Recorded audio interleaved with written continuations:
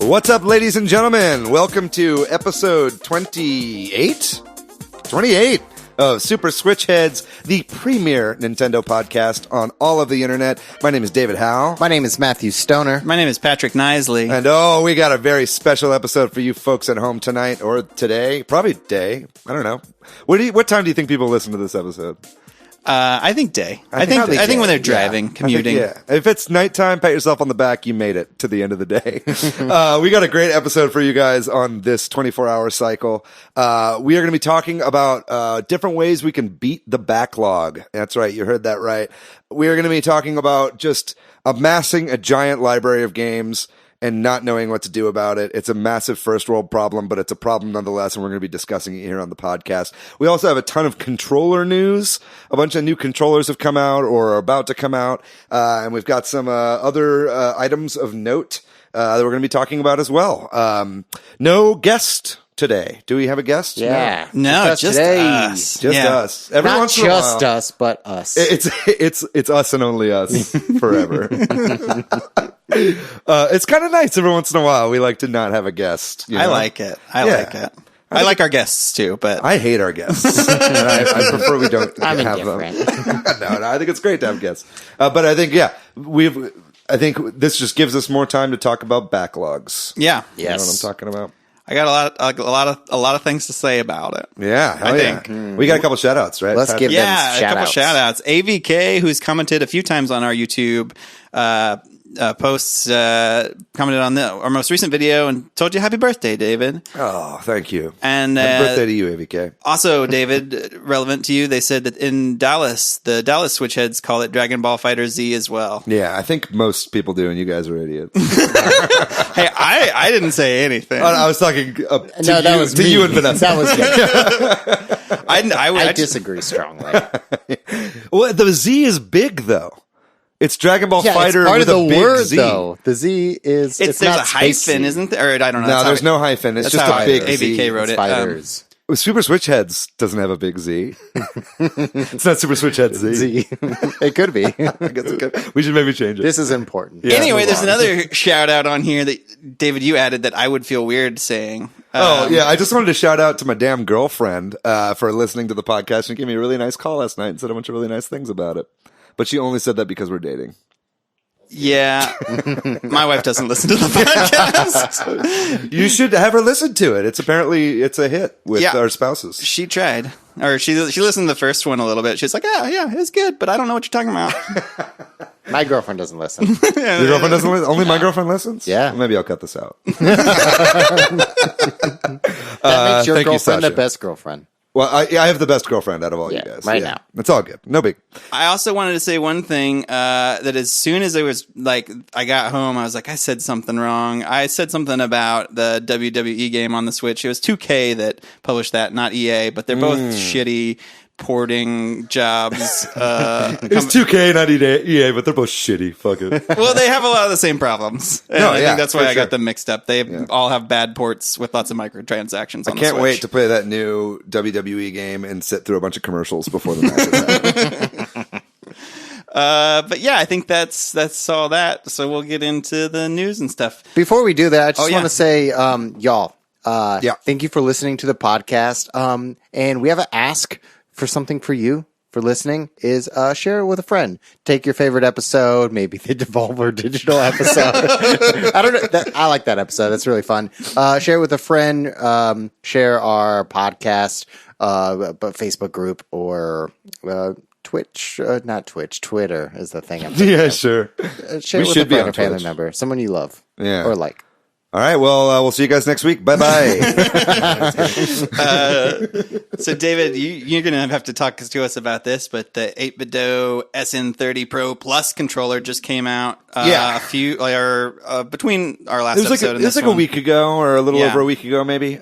So I just got it. It's the SN30 Pro Plus. I'm sure we've talked about 8BitDo on this podcast before. I think technically it is 8BitDo.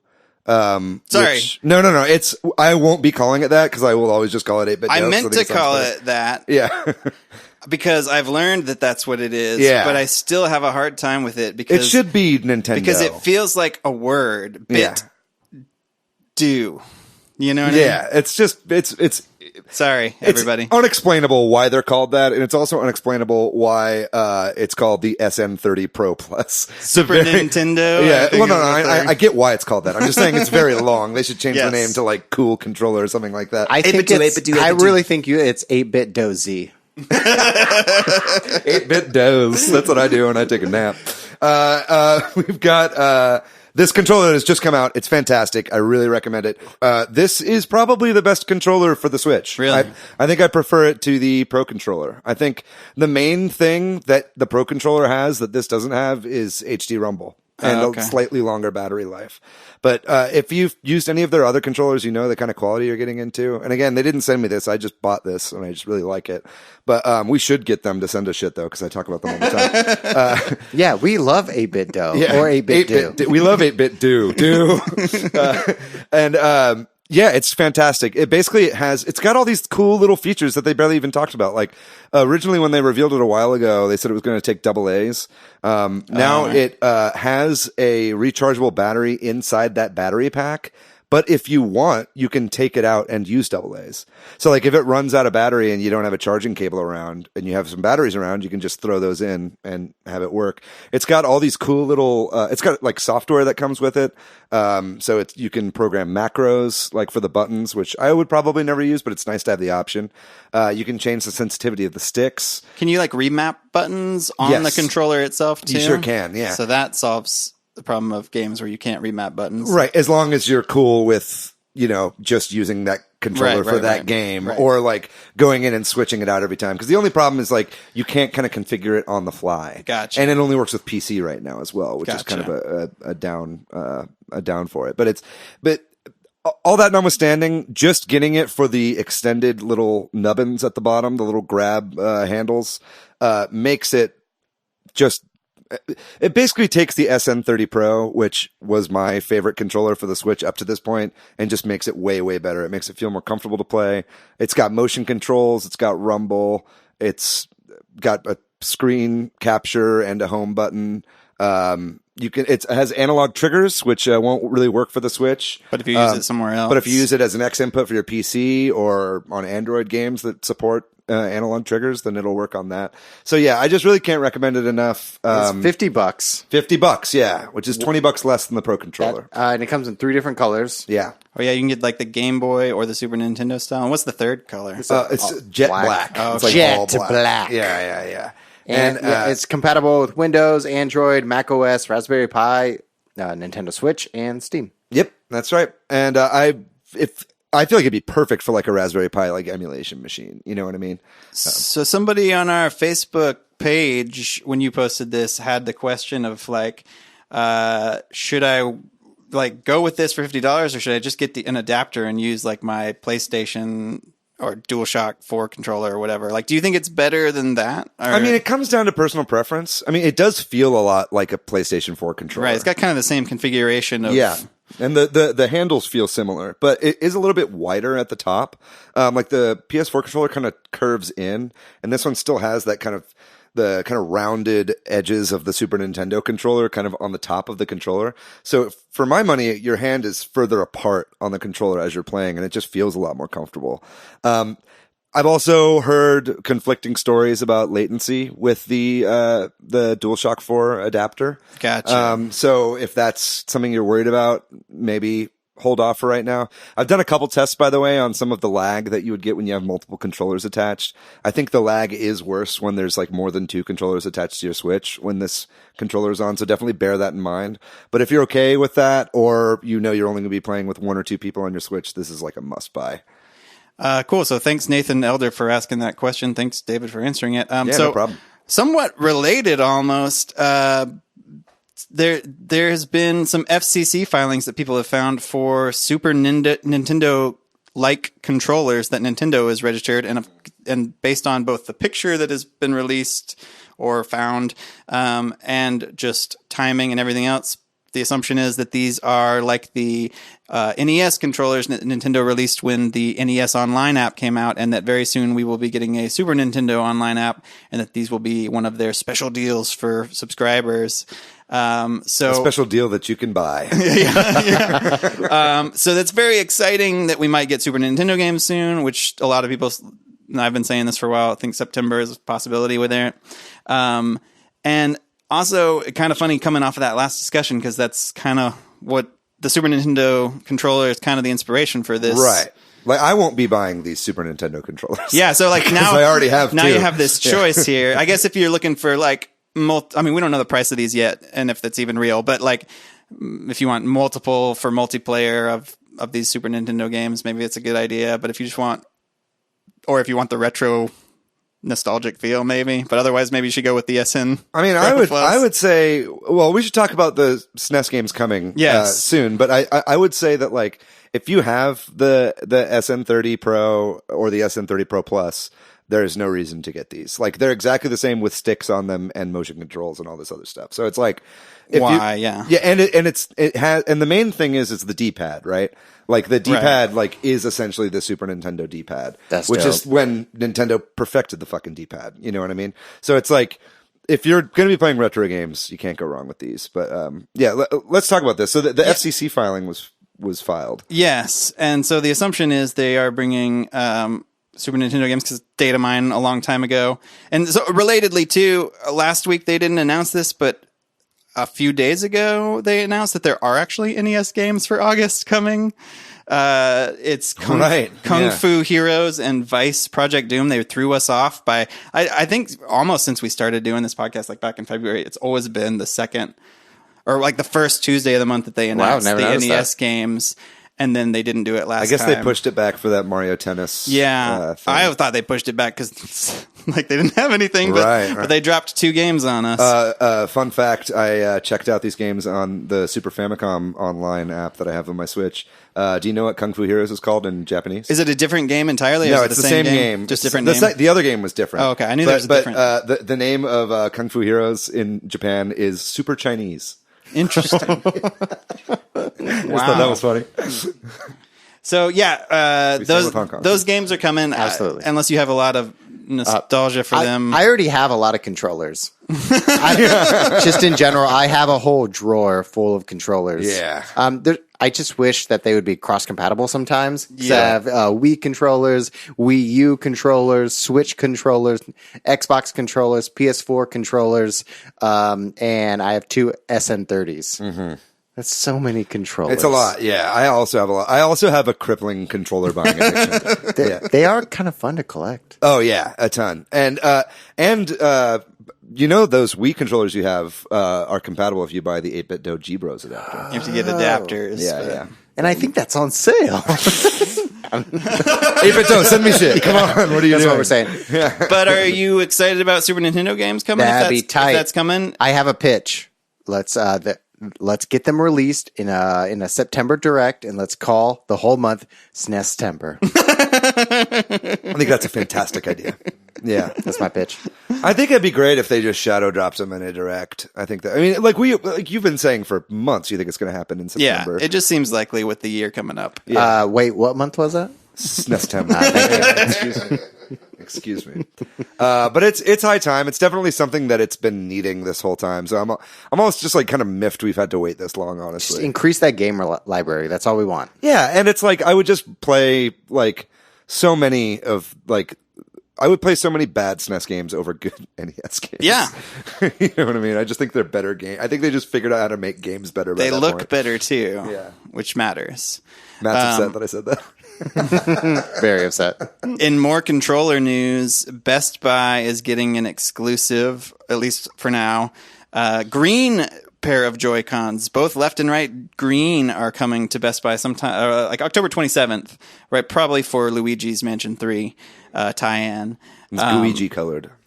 And so that's cool, I guess. I wish it was purple because that's what I want. I want to add some purple ones to my drawer of controllers. And also, Spawnwave did his video on the new Joy-Cons from the new a slightly updated V2 Switch, and he came down sort of saying there's some changes, but it doesn't look like there are any changes to the sticks, unfortunately. We can't know for sure because there are some slightly different model numbers and things. The antenna moved. Yeah, they moved the antenna, and he was very pleased with that because that's what he had done himself.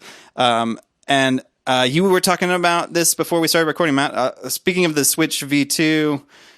So that's a bummer. Before I say that, because I was really hoping that when I watched that video, he'd be like, look, they've changed this about the sticks. But well, it might be kind of a change that you can't really tell. This is like a time we'll surely tell sort of thing. Like if the material used is like slightly harder, that's not going to be something you can really just tell with your eye. You know what I mean? So hopefully it's fixed, or hopefully they just let you send these in. Or like we will still get free exchanges. But speaking of the V2 Switch, Matt, before this, you said Digital Foundry just released their video on that, right? Well, it was about the original Switch. Basically the X1 chip, is that what it is? Yeah, it's a Tegra X1 chip.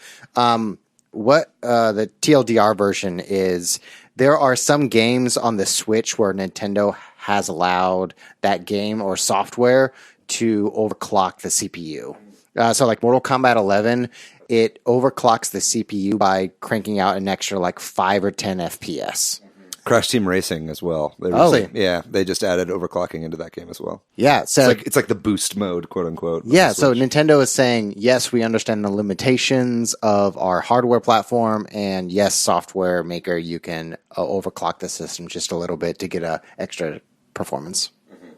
And I've heard as well it mostly helps with like load times. Yeah. But as far as the new Switch is concerned, were they talking about the Switch V2 in that video? As well? No. But the new Switch is out. Right. Yeah. And if you're out there shopping for a Switch, it's got a red box. So make sure you look for the red box. And in the original Switch, it had like a human hand grabbing the Switch. If you see a human hand on it, fucking walk away. Just get the fuck out of there and grab that red box, baby. And strangely, the Wall Street Journal reported that Sharp is going to be providing screens to Nintendo's for Switch products soon, right? In the future. There was a Sharp VP that said that, and again, Spawnwave and other people have taken apart this V2 Switch, and it's not a Sharp screen, right? So there's some confusion about like when is this? When will this iteration come? This will be the Switch V3. Yeah. It's coming out in November. Yeah, it gets 18 hours of battery life. We're gonna have a billion types of Switches around soon. It seems like. Yeah, and then. We talked about this last time. There was there was going to be a Pokemon announcement for Sword and Shield, and there was a new trailer that they dropped last week. Did you two watch this trailer? Yes. And I guess they showed off some new Pokemon. Yeah. And inspired. One of them can transform into Gene Simmons. Well, so those are Galarian forms, right? Yes. So it's like the Galar region is where this takes place. That's like the England of this game. And so like there were Alolan forms of Pokemon. I think that those kind of, badger looking things were like Galarian forms of previously existing. Yeah, because they also showed a Galarian form of Weezing. Yeah. Which is just Weezing with a smokestack. That's correct. Lee Howson, who's British, was like, that's a smokestack, and everyone else saw a bong. Yeah. A bong with like a big carb. Very British. Or bong-like. Yeah. Whatever. Wherever you're from. I think they smoke weed in England. And I think so. They like the weed. And Gene Simmons is very cool with it, apparently. Did he see it? Oh, yeah. And he's like, my kids play Pokemon. This is cool. Oh, he has no problem with it. All right. I don't think he talks like this, but he doesn't talk like Batman, but in my version, in my headcanon, he does. Where's Rachel? I think that one of the things I really liked about this trailer was I liked the new rivals that they showed. Team Yell? Yeah, well, so Marnie is your rival, right? And Marnie is like, she doesn't seem like she's that mean. Because that's supposed to be like the Team Rocket of this game. She's got right? hooligans. Yeah, but she doesn't even want them to be her fans. Oh, does anybody want hooligans to be their fans? No, they're dangerous. Yeah, that's dangerous. What I love about this is that it's kind of like a take on like toxic fan culture. You know what I mean? Britain has in soccer. Oh yeah, for sure. And I think it's all over the fucking Pokemon fan base too. So I think this is just like bring back the national Dex. Team Yell. I just like the character design in this game. I think all the characters look really good. I can't wait for this game. Yeah. Yeah. Genki is a company that is doing a Kickstarter for a covert travel dock, and they have raised a fuck ton of money. Like, their goal was something like $50,000, and they have like over $800,000, and it's still like another month left on the thing.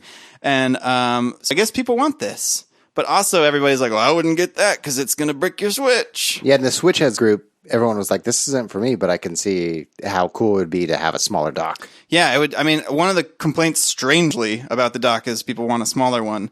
Though, I'm like, also, the docks, I'll talk about this later when we talk about what we've been playing, but I took my dock over to my cousin's house the other day, and it fit in easily into a backpack. You know what I mean? Like, it's not that I think big. the dock is pretty big. I think that I would get this if there was like a lot of testing on it, and you know, like if all the people that are backing it right now try it out, and for 500 hours of gameplay or whatever, it doesn't fry any switches, then I'll be okay with it. But there have just been so many stories of these third-party docks like bricking switches that I just can't trust it right now, even though they've made great products before, right? Yeah, Matt? they made the Bluetooth adapter, right? Yeah. the Genki Bluetooth adapter. Yeah, for some reason the Switch doesn't support Bluetooth audio. Right. But yeah, the Genki made a adapter which does support Bluetooth audio. And I'm even nervous about plugging like third-party chargers, anything into my Switch after all that, which I know is probably not. But it's like, why would I risk it if I don't have to? Yeah, I'll plug in like any old USB-C, but I think the main issue is like a USB-C that also tries to video get the it, video. You know what I mean? So. And there's been people that I'm hesitant, but honestly, I think that the form factor and the portability is great. Like, if a dock I can put in my pocket is huge, because it's like loading up my backpack full of Switch shit is really annoying. But if I could slip it into your case, yeah, just have my Switch and the little portable dock, and then I know wherever I'm going, they're gonna have a USB-C cable. I think that's great, and they'll probably have a HDMI wherever I'm going. You know what I mean? So it's like, I don't know. I think it's a great idea. I'm just very worried. Understandable. Yep. It also does fast charging if you have a USB-C smartphone. Yeah. And you can like use it to put video from your phone or your computer onto the TV as well. It's not just for the Switch. Oh, that's cool. Yeah, they showed it off with a bunch of different devices. Genki. We're just whores this episode. Yeah, we are product whores. The ESA was at the FTC. A lot of acronyms right now. The ESA was at the FTC. So the Federal Trade Commission's been having these sort of informal. I don't want to say hearings. That's not what they are, but like conference discussion. TMI. About loot boxes, and the Electronic Software Association came out and said that Nintendo, Microsoft, and Sony have all agreed that they are going to require that percentages for loot boxes be shown on their platforms. And also a bunch of developers, and I don't have the list in front of me, I'm horribly unprepared right now. Sure. Have also agreed to do this by the end of 2020, like Activision and a bunch of other. Really? Activision? I think so. I'm pulling up the list because if I just misspoke, I'm sorry. I like the strong reaction. Really? No, that's kind of well, Activision is, you want to talk about a horror. Right. Like, Activision are loot box horrors. A lot of these were somewhat surprising, I think. I'm pulling it up, but just in general, this is good news, I think, that you're going to be able to, and Nintendo issued their own little statement too about like, we want this to be transparent. I think this is kind of a good solution. The companies, or a partial list of the companies that have pledged to release loot box disclosure odds on all new games by the end of 2020 are Activision, Blizzard, Bandai Namco, Bethesda, Bungie, EA, Microsoft, Nintendo, Sony, Take-Two, Ubisoft, Warner Brothers, Wizards of the Coast. So that's cool. I mean, I guess this is a partial, like, at least you can see the odds. This is a good consumer win. Yeah. But also these companies see government regulation coming right. on the way. And they're trying to avoid it by having their own little Because if this is considered gambling by like a regulation or any laws around the world, then this is a problem. Yeah. Especially for children. Yeah, I heard that FIFA, EA makes more money through the loot boxes in FIFA than they do from sales from the game. Yeah. So it's clearly a problem. You know what I mean? And FIFA is an E-rated game. And there was that. Did you guys read about that case of that British guy whose kids got a hold of his credit card and spent like, I don't even know how many British pounds. It was an insane amount 50, within 000. a short amount of time buying loot boxes in FIFA, and they didn't even get the character they wanted or something. Yeah. I feel like I hear stories like that every single day. You know, it's just hopefully this stymies some of that, and hopefully they just get rid of the fucking things altogether. So last two news items are going to be very fast. We missed this last week. I wanted to say that last year Nintendo had this Nintendo Live event in Japan. I think it was in Tokyo last year. And this year it's going to be in Kyoto. It's in October. They have some like tournaments and stuff. It's so that's interesting that they're doing it again. Yeah, I don't great. think they made any big announcements at it last year. It was just tournaments for like Splatoon and last year like ARMS and some of the other ones, but so there'll be a Smash Brothers one, and This might be like a marketing event. yeah, Like Nintendo does that throughout North America, where they go to like different malls and set up kiosks and have tournaments and show off new Best games Buys, a and lot will demos. do that. Yeah, Best Buys. They did it for like Smash. Yeah. Shop at Best Buy, everybody. So maybe this year there'll be some announcements or something. We'll see. We'll follow that. It'll happen in October. And then also we want to point out that there's a demo available now for Cadence of Hyrule. So So now you can really know if the game is not for you, right, basically. yeah. Which I had avoided buying it for partial reasons we're about to talk about. There are so many great games, and I have so many of them that I have bought and not played. I think that's a fine transition. And I Very fine. That was a very fine Shop at Best Buy transition. Very good. 8-bit deck. I can keep. So we're talking today about the concept of a backlog, and especially in the context of gaming. And the idea of a backlog is that you have bought all of these games that you have either started or not started, but definitely not finished. And you're buying more games, and you're not finishing more games. And so you have just this a library, whether it's physical or digital, of games that you own that you haven't beaten, and maybe you feel a compulsion to beat, or maybe you feel weird about buying new games.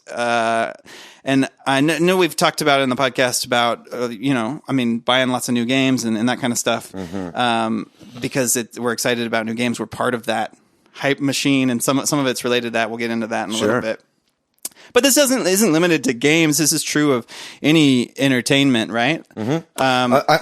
This is kind of feeds into something that I generally call like Netflix disorder, which is like where you have so many options for things that you could watch or read or play that it's almost like you never pick anything. And I think that's something that can happen a lot when you buy a bunch of games. And it's like you start playing a game and then you get a new one, and then all of a sudden you have like a ton of games in your system, and then you just end up playing Binding of Isaac again.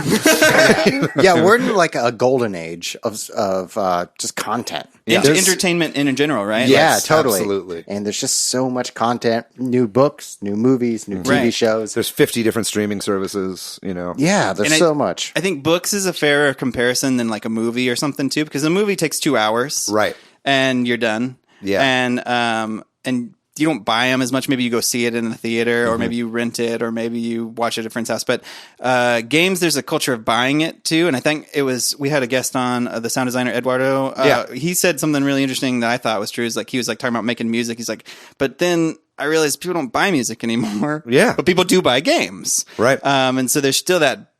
So that adds to it. It's like, oh, there's so much music out there, but I don't feel this pressure to listen to it because I haven't bought 100 CDs that I haven't listened to. That's a good point. But I have never thought about a bunch it of like that. games that I haven't played. Well, and there's like instant access at zero risk to music at this point. You know what I mean? And I think this is compounded with Nintendo too, especially if you're a Nintendo fan, because Nintendo first party games are more expensive for longer. Like if you play on PlayStation or PC, like on Steam, the problem is compounded on Steam because you buy a shit ton of games because they're cheap, but they were cheap.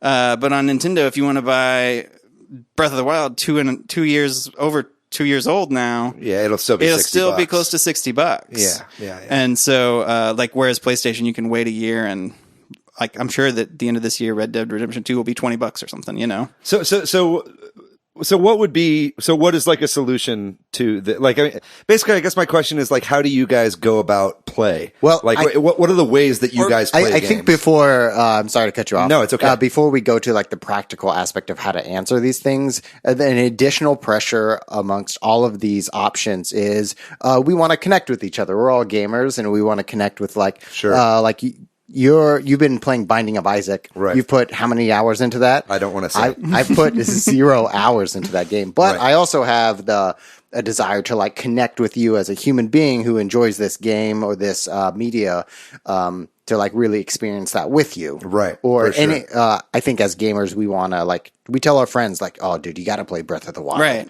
It's an incredible game. Play this game so that we can share in those moments together. And that's an additional pressure that is compounded by the number of games that are out there. Yeah, and especially when a game is released. Like when Breath of the Wild released, like everybody was playing that game. Whether you had a Wii U or a Switch, everybody was playing it at the same time. And everybody was like, oh my God, did you go to this little alcove? Or like, did you see this guy who was selling this? You know what I mean? It was like such a social thing whenever that game And that's came an out. argument for playing games on release, right? Like that there is a huge enjoyment aspect of being part of that, what's currently in the zeitgeist of games. Yes. But also before we get to the solutions, I wanted to ask, and just kind of the three of us talk about, do you feel this way? Do you feel like you need to beat games? Do you have that pressure of like, oh, I'm amassing this backlog, or do you just not care? Because I think there are people that do care and there are people that don't, and I don't know if there's a right, healthy or unhealthy way to approach it. I was just kind of curious. Well, what about you, Matt? I don't,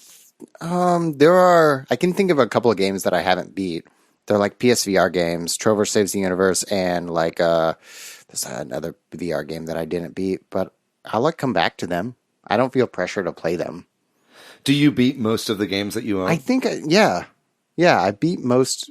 I played through like Kingdom Hearts. It was okay, and I kind of pushed through it. And like Xenoblade Chronicles X, those were like games I enjoyed, but I kind of pushed through that so I could beat them. Right. I care if I beat games. I just never do. I'm really bad at it, and it stresses me out, and it does. Oh, it does? Like honestly, yeah. I mean, it's not that because I didn't want to. I kind of don't have a good answer to your question because like it's not that I don't care. I do care. I love RPGs.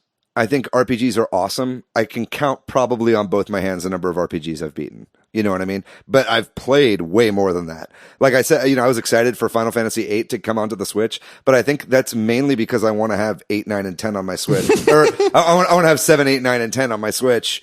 But like, I don't know that I'll beat any of them. Like I beat 9, and that was a huge accomplishment for me. You know what I mean? I'll start a game and get a little bit into it. And then just, like I said, I'll just play Binding of Isaac again. And it's like, and I run into this problem all the time. And it's like, and I know that there are, some of the solutions we were talking about is making some sort of spreadsheet or something like that. Yeah, we'll get into that. Keep track of your games.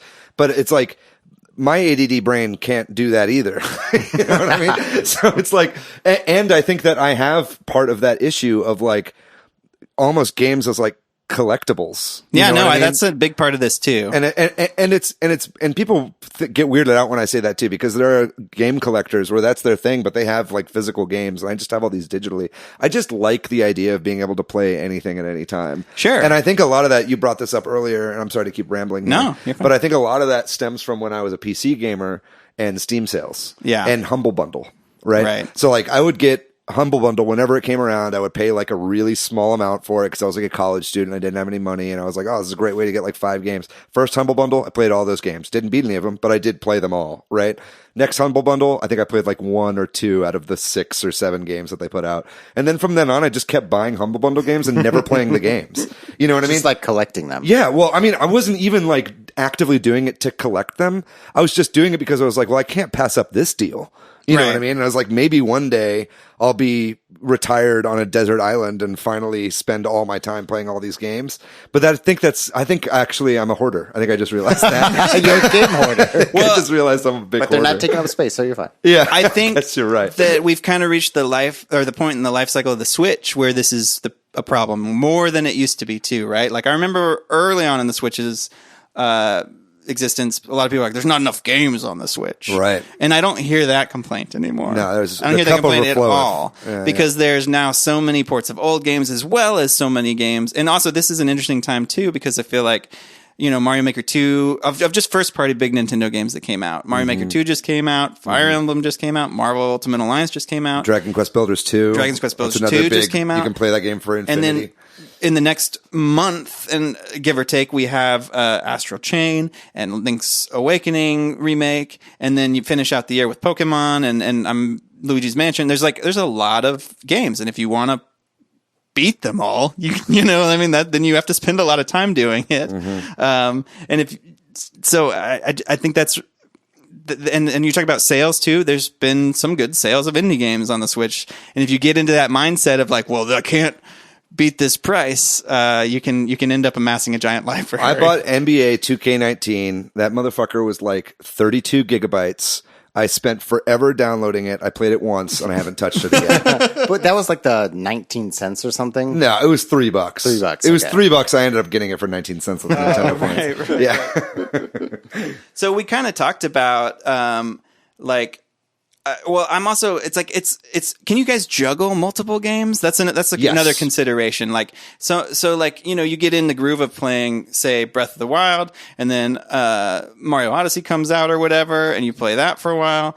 And then maybe it's hard for some people to jump back and remember the controls or all that. But imagine if you're trying to juggle 10 games or whatever, it gets even harder. I don't think I can. Yeah, are you the kind of, and this is sort of a related question. Are you the person that likes to play one game and beat it and then play a new game, or do you like to kind of like jump around between things? It depends on the game. I think if it's some story-driven narrative game, then I will play that game all the way through. If that's Xenoblade, if that's I don't know, something like Arkham Asylum, I'll play that all the way through. But in the meantime, while I'm playing that game, I'll still play like a first-person shooter, like my Halo crew. I play Halo 5. Multiplayer games are kind of on their own category there of like, Smash or something like that too. Exactly, Smash. I can turn it on, turn it off, but I can only allow.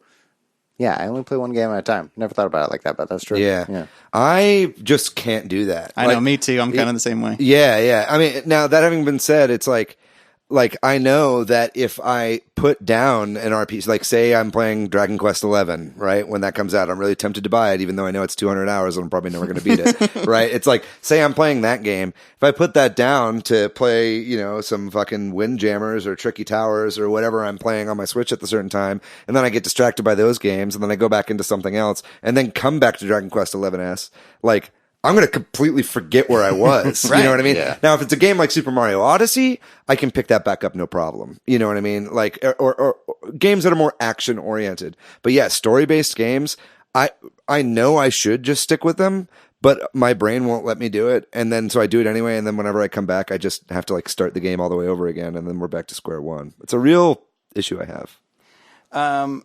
And then I think we talked about sort of the idea of hype and how that affects all of this too. I think, like we're doing this podcast. We want to play the new game. And then so you might have to abandon the game you were playing if you want to be able to talk about it and be part of the community. But when there are this many games coming out, it can get overwhelming to try to be on top of it.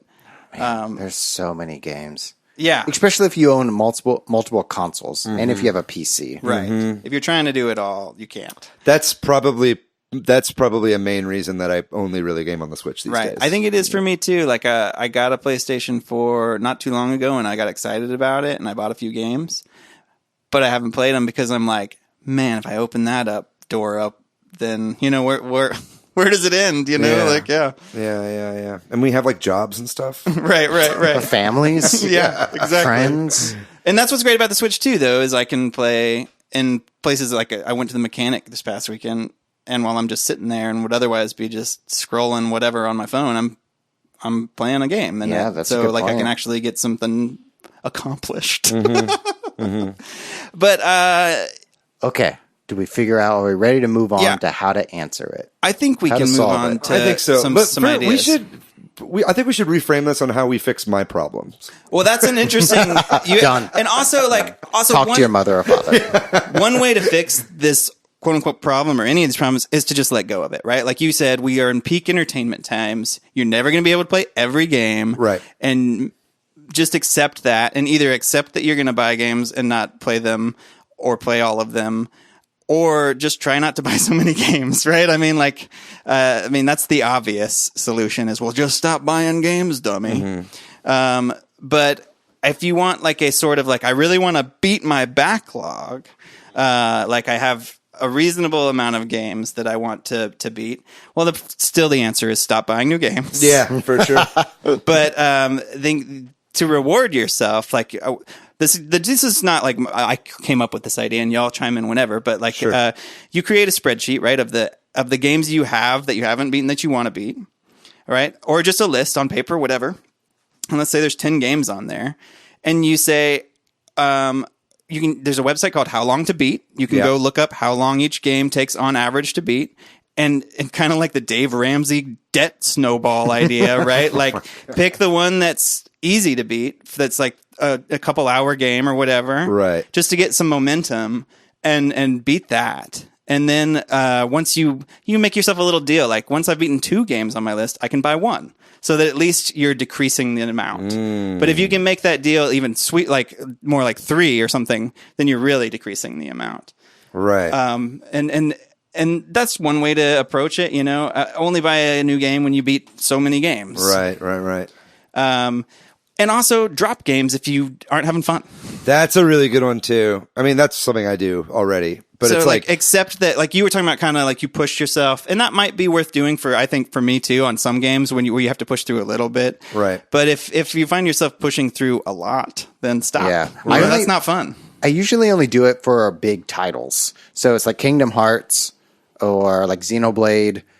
Any game that's I know it's going to be more than 30 hours. And hopefully it's just parts of that. Because, I mean, any game that's more than 30 hours will at some point probably feel a little bit like a slog. Yeah, like totally. I'm thinking of myself, like I've put 90 hours in Octopath Traveler, and I think I'm going to come back to it and play it more. Right. But there were periods in there where I felt like, do I want to keep doing this? And then I took a break, oddly, and came back, and then I had renewed energy for it. Patrick, you've took many breaks on that game. I mean, that happens. That happens in games that aren't story driven like that. Like a lot of times, if I'm playing, say I'm playing Mario Maker or or a similarly difficult platformer like Super Meat Boy or something, there are often times where I'll try 100 times to beat a level, and I just keep dying and dying and dying and dying. And then I walk away for like 30 minutes, and I come back and I beat it my first try. Right. You know what I mean? I think the same can be true for just like your attention span and and a story captivating you. You know what I mean? And another sort of idea I wanted to put out there that I've come across. So I shout out to one of my coworkers, Kyle, who actually listened to this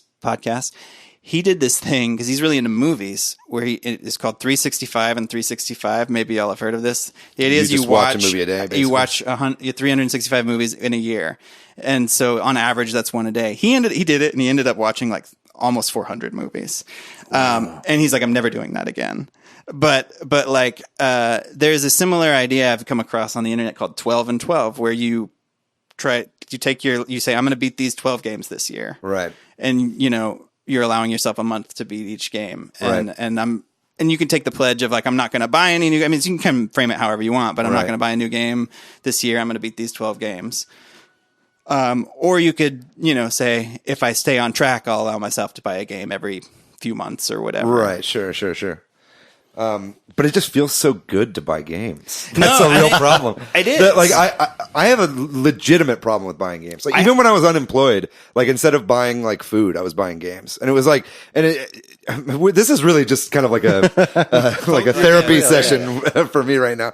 But it's like that is like part of it. I think is like the collecting part. I don't know. I don't know what it is. I want to analyze that too. I have the same problem. I have a handful of games I've bought for the Switch that I've never even touched. Yeah, and I think partly because I'm trying to take this attitude of like, I got to beat a game before I play this, but I want to buy this. Right. So I'll just sit on it till I have time. But I think some of it's like, oh, that looks fun, and I can sort of imagine future me enjoying it. You know what I mean? And that gives you that little dopamine of knowing that you have that future experience to look forward to. It's probably the same thing with loot boxes, right? It's like the same kind of dopamine rush of like, what am I going to get? Oh, I got it. I can't wait to see what it is. Yeah. You know what I mean? It's like with any of these games, I'm sorry to interrupt. No, it's okay. Yeah. You can like play them at any time. in the future. Yeah. Whenever it is. Whenever you want to. And very likely, if you waited, you'd get these for games for a lot cheaper. Yeah, that's very true. But that's my main problem is buying games on sale. Right. Like but there's usually going to be another sale that rolls around. Yeah, I think that's you're the thing you right. have to remind yourself of too. Like if you're unless this is your you want to play this game now. Right. And this is don't do what I say, not what I do. Right. Like there's no point to buy it now because even if it's a super great deal, there's a good chance that deal will come back if you're not in a rush to play it. Mm-hmm. Mm-hmm. For me, I think the one thing that I've been able to do to stymie some of this is to understand and accept that no matter how good a game looks, some sorts of games are just not for me. Right. You know what I mean? I've found that strategy games, I always want to play strategy games. I really want to play Civ 6. I really want to play Fire Emblem Three Houses. You know, I really wanted to play XCOM back in the day. I thought it looked amazing. But I just have played so many strategy games and I just drop them every single time. And I got to a point, I feel like I grew up kind of enough for me to realize I just can't hold my attention. Right. And so it's like, I've been playing some Fire Emblem, but it's not my copy that I've been playing. Right. So I kind of like, stopped myself from buying the game. You know what I mean? That having been said, I think something else that you can do is like, I've been playing Fire Emblem with my girlfriend. Right. And like she's way into it. And that's actually motivating me to play the game. Yeah. You know what I mean? So it's like, so don't listen to what I'm saying.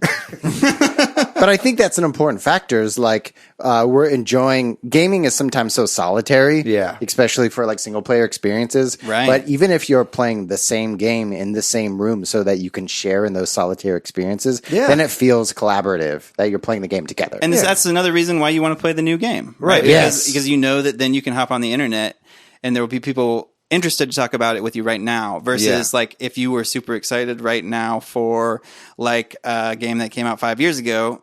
I wish I could think of it like you said Arkham Knight or something. If you're like, guys, I just played Arkham Knight, everybody be like, okay. Yeah, exactly. That's true. Arkham Knight is great though. You want to talk about it?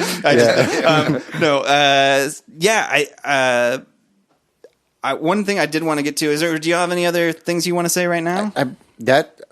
I was thinking of games that I've played that my friends have like been asking me to play for several years. So like The Witness, like my friend Derek, he tried to get me to play that game and I played it like last year.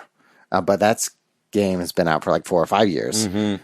And several you probably got a good deal on it because you waited. I got it for free. Yeah. Yeah. But and he was like, finally, now tell me about what you thought. Right.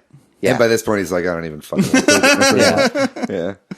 Was Xenoblade was one of those for me. All the Xenoblade games. I didn't buy Xenoblade Chronicles, the first one, but I did borrow it.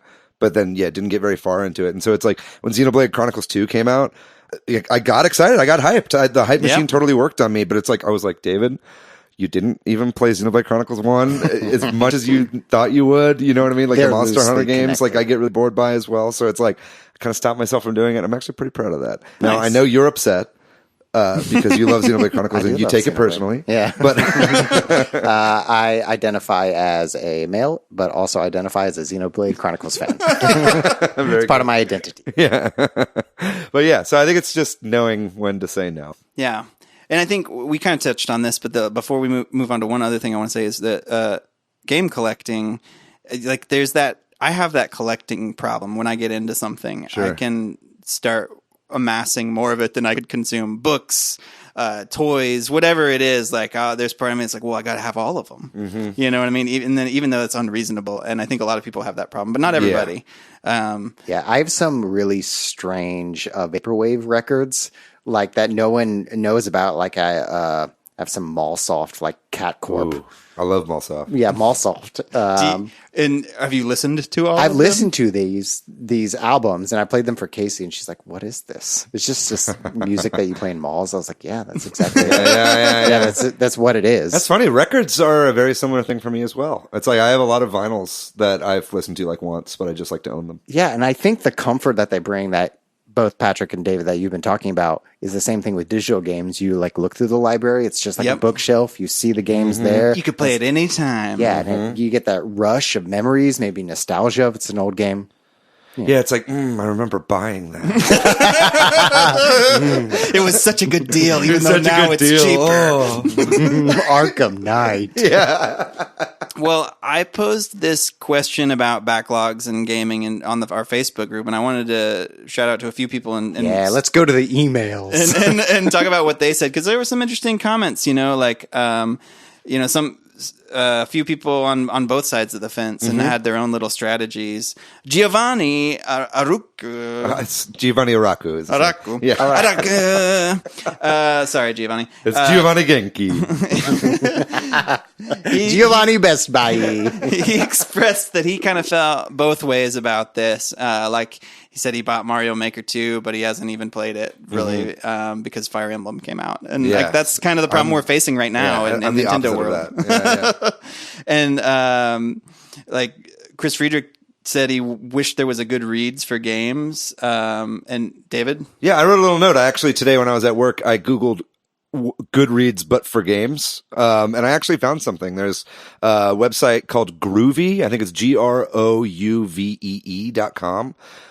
It's the UI is not great. It's not anything like Goodreads or what's that Letterboxd is kind of the one for film. But it's the same basic idea. I think it's kind of powered by Giant Bomb, and they're kind of almost like Wikipedia, IMDb sort of catalog of games that they have on there. So there are options like that. And how long to beat? And there's backlog type websites that kind of function like that a little bit too. Which seems like what those sites are doing is just taking away the actual making of a spreadsheet. You know what I mean? It's like putting it in their hands. Yeah. So Chris, look up groovy.com. Yeah, there's some other comments on here. Like Adam McDormand says he created a Google spreadsheet at every game he can remember beating, and then he's just been adding to those ever since. I didn't say this earlier, but I do keep a spreadsheet for my Switch games. And because I do want to beat most of the games, and I might accept that I'm definitely not going to 100% every game, and I'm definitely not going to do everything, but I do want to beat a lot of them. And maybe some games we talked about, this isn't working for me, I'll just move it into the beaten category as satisfactory or whatever, You know what I think would get me to start using a backlog spreadsheet is if they released a backlog spreadsheet game on the Switch. And it went on sale. I would buy it and never play it.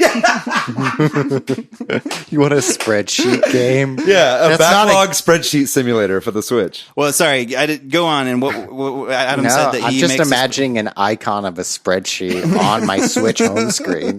XLS simulator. Adam said that he makes a spreadsheet. He makes a spreadsheet, and he has just a collection of all in the collection by all the games that he's played and beat. And he feels like his list is surprisingly short. Good for him. James West is actually somebody who's influenced me a little bit on this, because he posted too. He talks about how he really just plays one game until he beats it. And I think if you can do that, that's good. I have a little bit of a problem with that, but I've found that if I do that, I don't lose focus on some game. I mean, some long games you do need a break. Yeah. But but if you can do it, you don't have that problem of coming back to a game and being like, wait, what are the controls? What was I doing here? What's this mission? So there is a good thing about focusing on things.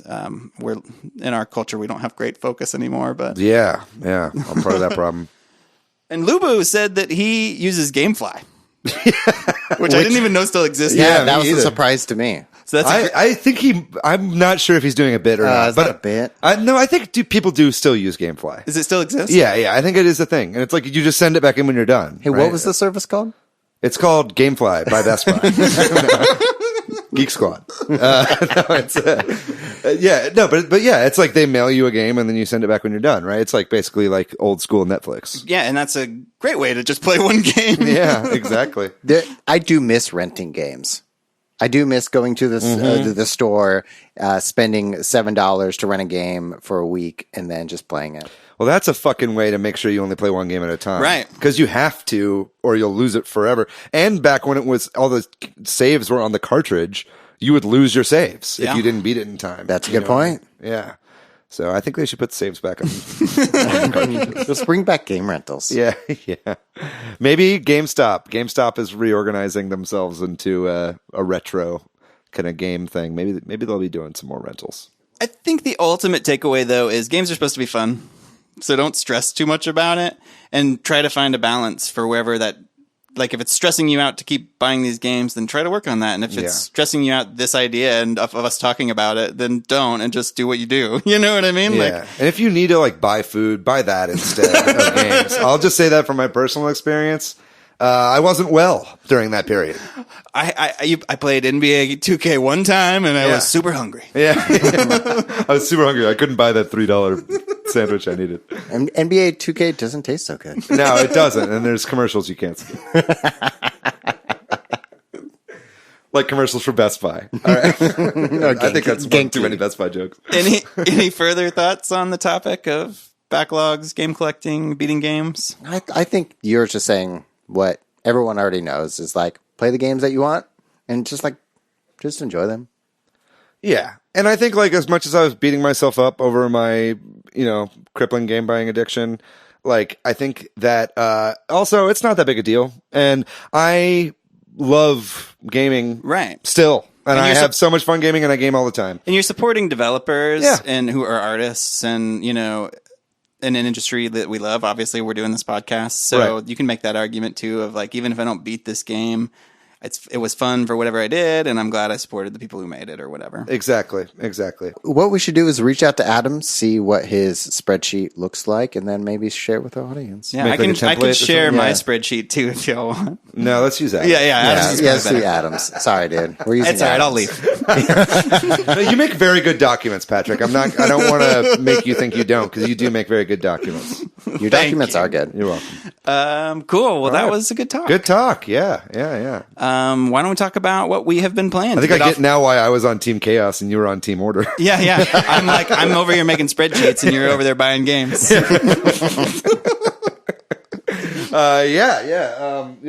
guys mind if I start with what I've been playing? Go, boy. So I've been playing a bunch of games that I bought this past week as an impulse. Not even joking. There's a ton of them. Ding Dong XL. That was only 99 cents. That was very low risk. I did buy a Sudoku game.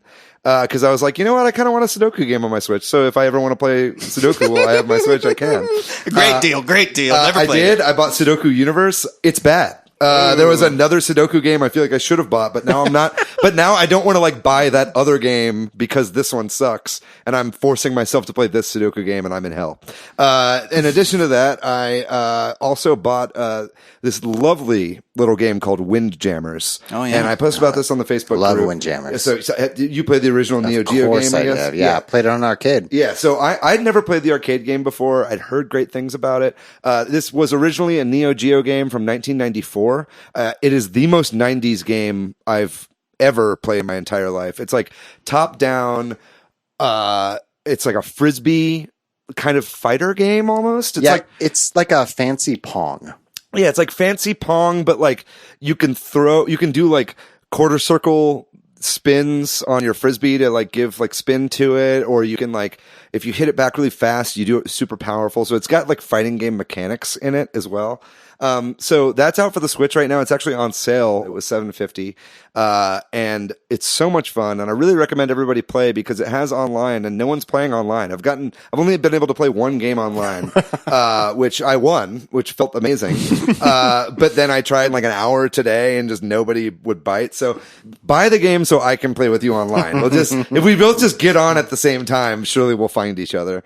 And then I got into a little bit of a Neo Geo rabbit hole, basically. Dude, let's talk. I love Neo Geo. Yeah. So, Neo Turf Masters, which was released it was very big in Japan, and it was called Big Tournament Golf, which I think in the eShop right now, it's actually called Big Tournament Golf. But if you're a fan of kind of the top down, like Williams Super Nintendo golf games, this is really for you. And it's got like great, like nostalgic graphics that were like right at the cusp of like the N64 generation of consoles coming out. You know what I mean? That's cool. It's like got that 16-bit aesthetic, but looks really, really crisp and new. And yeah, I would just really recommend it. It's one of those ACA arcade classics games that there are like a million of on the Switch. And this is the first one I've actually bought, and I've been having a great time with it. So if you like golf games, check it out. Oh, I've been playing Mario Maker 2. I looked at the Super Switch Headz group and like played majority of those levels. Playing through those, and that feels great to be back in Mario Maker 2. Still playing Smash, and then I am stoked for the VR version of No Man's Sky that comes out tomorrow. No Man's Sky Beyond. Yeah, it looks super tight, and I just downloaded it, the digital version, and get it set up so I can hop into that. I don't do drugs, but it'd be a game that you might do drugs to while you play. Have you played any No Man's Sky before? Yes. Okay, right. Yeah, I have. I was pleasantly surprised that I still have my save file from the PS4 version. Great. So maybe I can get my X-Wing looking fighter, hop in there. I don't do drugs, but maybe. What if I did? But if I did. Get an X-Wing. I was starting to think you might do drugs. Nah. I'm stoked for just the VR version of that game because it's all like all the planets are procedurally generated, and you can like land on a planet and then take off from the planet, then land back on the planet and take off from the planet again. Yeah, I found that game to be kind of boring when I played it, but I think VR would be a total game changer. Yeah. Like, I don't do drugs, but if that's the third time, then I'm done with that bit. Patrick! Yes, similar to last week, Mario Maker 2, Fire Emblem Three Houses. I love both of those games. I got a new level I'm about to put up, I think, thanks to David's encouragement. It's almost done, that I feel confident to share. Hell yeah. After last week's episode, when David was like, you need to put those things out there, I was driving home and a song came on the radio. It was a Wilco song. The song about like putting your art out there. Really? And I was like, yeah, David was right. The next song, John Lennon's like, do it now. But I went over to my cousin's apartment, and he had a bunch of his friends over for his birthday, and we played a bunch of Smash, including a couple tournaments. And that was a lot of fun. I got to see Hero in action from the other side of playing against him. I haven't played much with or against him, but a little bit more of that. So I played a lot of Smash, and I don't think I've played anything other than those three games. Oh yeah, in a while. So yeah, and how many hours are you into Fire Emblem now? I think my Switch says 30 or 35 right now. Yeah. Still digging the Black Eagles? Yeah. I'm very happy. I've gone back and forth with feeling like doing it on the easy mode is too easy, but then there's been a few times where I've had to restart some battles and stuff, so I'm like, maybe it's the right difficulty for me. Yeah, you can always do it next go. Yeah, I think next go round I'll be ready. Sasha and I picked Black Eagles as well. I have read, close your ears if you don't want spoilers, but like Black Eagles is the main storyline. Okay, right. You know what I mean? Like if I'm playing this or talking a lot about with Austin, he's like, I feel like I'm missing giant story points because his house is like the relaxed, we don't care about anything. The Golden Deer apparently just chill, and Claude is like, whatever. And he's like, it just feels like all these things are happening, but we don't care. So does that encourage you to like replay the game? Yeah, because you get to, apparently there's 4 different endings. Oh. And 2 of them are from the Black Eagles storyline. Right. So there is a choice you can make, and I don't know what it is or when it is. So in this game, there's no right choice, but you made the right choice. Yeah, exactly. I've heard like it's like for your first playthrough, you kind of owe it to yourself to do Black Eagles because that's the main. You're going to get like the major storyline, I guess. Sure. Well, that's great. Yeah. Very good. Well, that's our show, folks. Yeah. Thanks to Corduroy for doing the music. Like Matt said at the beginning, tell a friend about the podcast. Please. Give us a 5-star review on Apple, or just tell us if you don't like it. Yeah, and it's been really nice interacting with some of you guys on Instagram and Facebook and in the group and everything like that. It's been a blast, just kind of getting to know some of our listeners. And we're always looking for new episode ideas or product reviews. So let us know if you want us to talk about something, or if you work at Best Buy and you just want to give us, yeah, exactly, or Genki. Yeah. We will we'll whore anything out that you need us to. We are thirsty boys. Yeah. Folks, thank you so much for listening. Please follow us on Instagram at Super Switch Headz. Follow us on Facebook, also at Super Switch Headz. Join our Facebook group at Switch Headz. We got a lot coming up the pipe. Next week, we've got the Twitch streamers, 2 kids in a big coat, are going to be joining us right here at Abbey Road Studios. We cannot wait to have them here and talk to them about that. Thanks, everybody, for listening. We love you guys so much. Shop at Best Buy. We'll see you next week. Bye-bye.